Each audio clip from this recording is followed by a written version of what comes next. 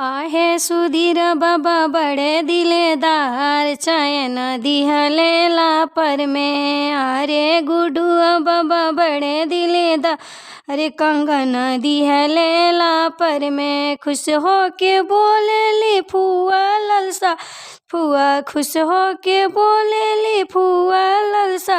फुआ बाड़ों में भैया के रोजी रोजीगार, चयन मिललेला पर में।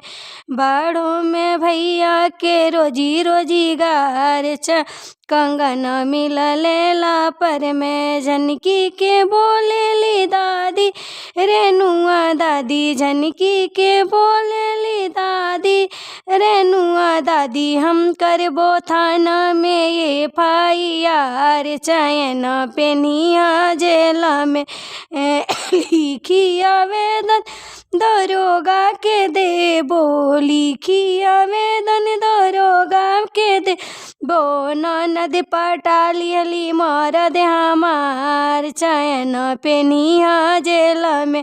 झनकी के बोलेली दादी, अनुआ दादी झनकी के बोलेली दादी, अनुआ दादी हम करबो थाना में ये FIR, कंगन पेनिया जेला में लिखी आवेदन दरोगा के देबो, लिखी आवेदन दरोगा के देबो।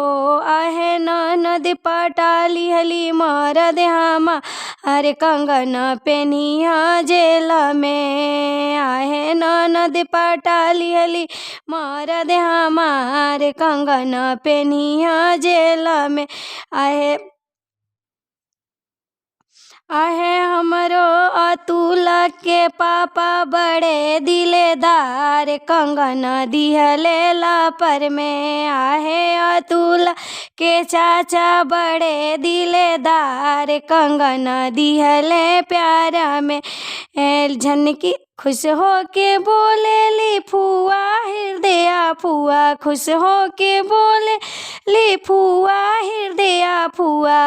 बाड़ों में भैया के रोजी रोजीगार, कंगन मिललेला पर में। झनकी के बोलेली भाभी रिंकिया भाभी, झनकी के बोलेली भाभी रिंकिया भाभी हम करबो थाना में ये FIR, कंगन पेनिया जेला में।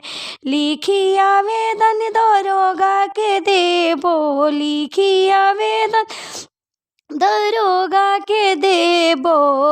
आहे ननद पटाली हली मरद हमार, कंगन दिहले प्यारा में। आहे ननद पटाली हली मरद हमार, कंगन दिहले प्यारा में। झनकी के बोलेली चाची अंशुआ चाची, झनकी के बोलेली चाची प्रिया चाची हम करबो थाना में ये FIR, कंगन पेनिया जेला में। लिखी आवेदन दरोगा के देबो, लिखी आवेदन दरोगा के देबो।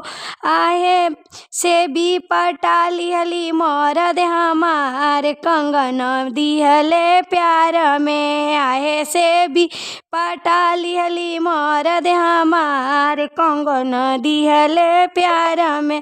झनकी के बोलेली मौसी बिमला मौसी, झनकी के बोलेली मौसी बिमला मौसी हम करबो थाना में ये FIR, हम करबो थाना में ये FIR, कंगन तू पेनिया जेला में।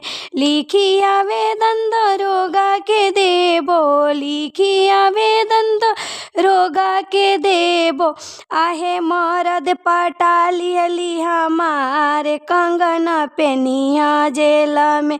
आहे लीलम पटा लिहली मरद हमार कंगन पेनिया जेल में। आहे संध्या पटा लिहली मरद हमार चयन पेनिया जेल में। आहे बेबी पटा लिहली मरद हमार कंगन पेनिया जेल में।